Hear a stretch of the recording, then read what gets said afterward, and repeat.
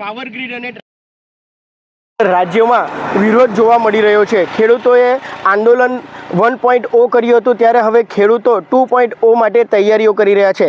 આપણી સાથે ભરૂચ જિલ્લાના કેટલાક ખેડૂતો છે, તેમની સાથે વાત કરીશું અને તેઓ કઈ રીતે ભવિષ્યની રણનીતિ તૈયાર કરવાના છે તે અંગે આપણે જાણીશું।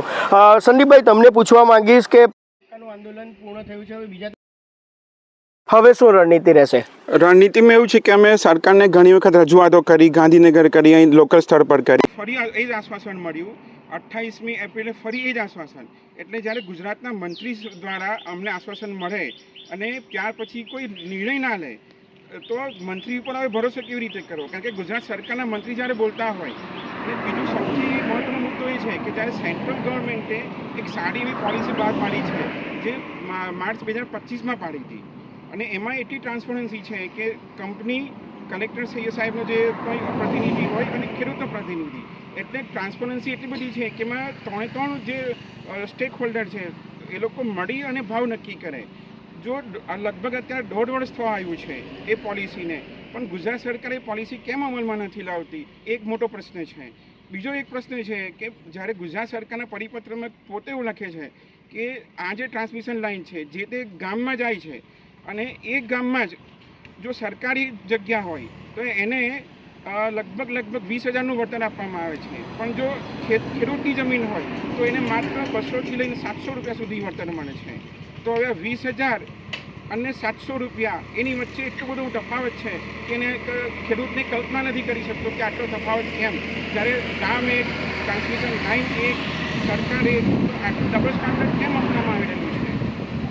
ખાસ કરીને તમને પૂછવા માંગીશ કે જે કમર્શિયલ જંત્રી અને એગ્રીકલ્ચર જંત્રીનો જે વિવાદ છે તે આખો અમુક ગુજરાતની અંદર, હું તો આગળ પણ કહેતો આવ્યો છે કે ગુજરાતની અંદર જો સમાન સિવિલ કોડ દાખલ કર્યો હોય તો અમારી તો માંગણી એવી છે કે સમાન વળતર જ ગુજરાતની અંદર, એક જ લાઇન છે, એ જ લાઇન આખા ગુજરાતમાંથી પસાર થતી હોય તો એક જગ્યાએ જે લાઇન આપવામાં આવે છે એ જ વળતર દરેક જગ્યાએ મળવું જોઈએ। અને સંદીપભાઈએ વાત કરી તેમ જો સરકારી જગ્યાની અંદર હોય તો આટલો આ ભાવ પ્રમાણે ગણતા હોય અને પ્રાઇવેટ ખેડૂતના જમીનની અંદર હોય તો એનો આટલો ડિફરન્સ શા માટે? અને સરકારશ્રીને ઘણી વખત રજૂઆત કરવામાં આવી છે, મંત્રીશ્રીઓને રજૂઆત કરવામાં આવી છે, છતાંય એમનો કોઈ ઉકેલ આજ સુધી અમને મળ્યો નથી। અરે જ્યારે અમે ટ્રેક્ટર અધિકાર યાત્રા કરી છે, ખેડૂત અધિકાર યાત્રા, ત્યાર પછી કૃષિ મંત્રી શ્રી વિજયભાઈ વાઘાણી સાહેબે એક નિવેદન આપ્યું હતું કે જ્યાં સુધી એનું નિવેદન ન આવે ત્યાં સુધી પાવર ગ્રીડ કંપની કે કોઈ ખેડૂતોને હેરાન ન કરે, ખેડૂતોને કોઈ તકલીફ ન આપે, કે ત્યાં કામ શરૂ ન કરે। પરંતુ એ મંત્રીશ્રીના નિવેદનને પણ અને સીએમસીના નિવેદનને શું પાવર ગ્રીડ દ્વારા ગળી ગયા એવું લાગે છે। અત્યારે પણ કામ ચાલુ રાખે છે અને કામ ચાલુ રાખી અને પોલીસ પ્રોટેક્શન લે છે અને પોલીસ દ્વારા ખેડૂતોને ધમકાવવામાં આવે છે અને ખેડૂતોને બીક આપવામાં આવે છે કે તમને આમ કરીશું, તેમ કરીશું, અને કોઈ પણ એના વગર ખેડૂતોને ઉચકી જાય છે, પછી બધા છોડી દે છે।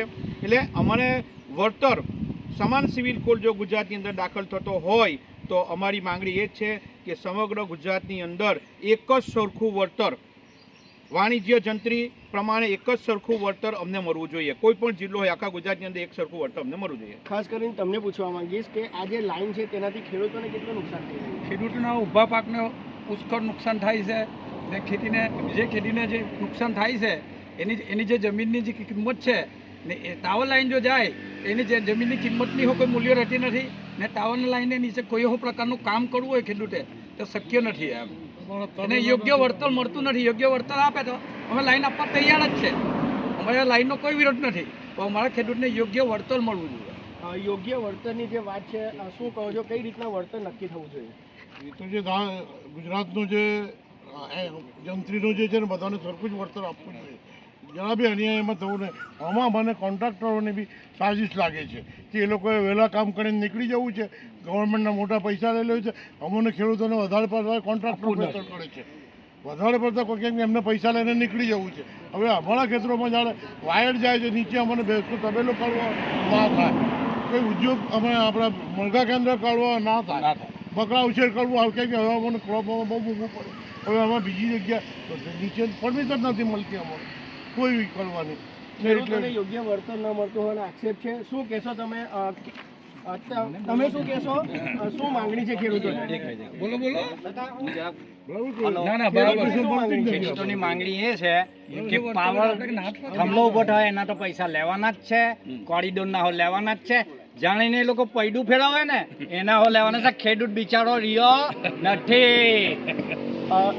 અંતિમ પ્રશ્ન તમને પૂછવા માંગીશ, આગળની રણનીતિ આખું જે ખેડૂત સંગઠન છે તેની શું રહેશે? હવે ખેડૂતની ધીરજની સમાપ્તિ થઈ ગઈ છે અને અત્યાર સુધી ગાંધીજી આદર્શ તરીકે મનાતા હતા અમારા માટે. અમે અત્યારે પણ ગાંધીજીના આદર્શ માનીએ છીએ, પણ હવે જો સરકાર તરત નિર્ણય લઈ લે અને નહીં જાગે અત્યારે પણ, કારણ કે આટલા બધા નિવેદનો પછી જો સરકાર ના જાગે તો હવે અમારા આદર્શ હવે બદલાઈ જશે. શહીદ ભગતસિંહ છે, સુભાષચંદ્ર બોઝ છે, એ પણ આપણા જ આદર્શ છે, ભારત દેશના જ આદર્શ છે. એટલે હવે આંદોલન જે છે હવે એનું માળખું છે અને આ જે રૂપરેખા છે એ વધારે ને વધારે ઉગ્ર બનતી જશે. હવે સરકારને સમજવાનું છે કે હવે આપણે ખેડૂતને સાંભળીને એનું નિવેદન લાવવો છે કે નથી લાવવો. આ હતા ભરૂચ જિલ્લાના ખેડૂતો. તેઓનું કહેવું છે કે પાવર ગ્રીડ લાઇનનો વિરોધ નથી, પરંતુ સરકાર દ્વારા જે વળતર આપવાની વાત કરવામાં આવે છે તે યોગ્ય વળતર નથી ચૂકાતો. અત્યાર સુધી ગાંધી ચિંધ્યા ચાલી રહેલું આ આંદોલન હવે ઉગ્ર બની જવા પણ બતાવી રહ્યા છે. જય વ્યાસ, ન્યૂઝ કેપિટલ, ભરૂચ.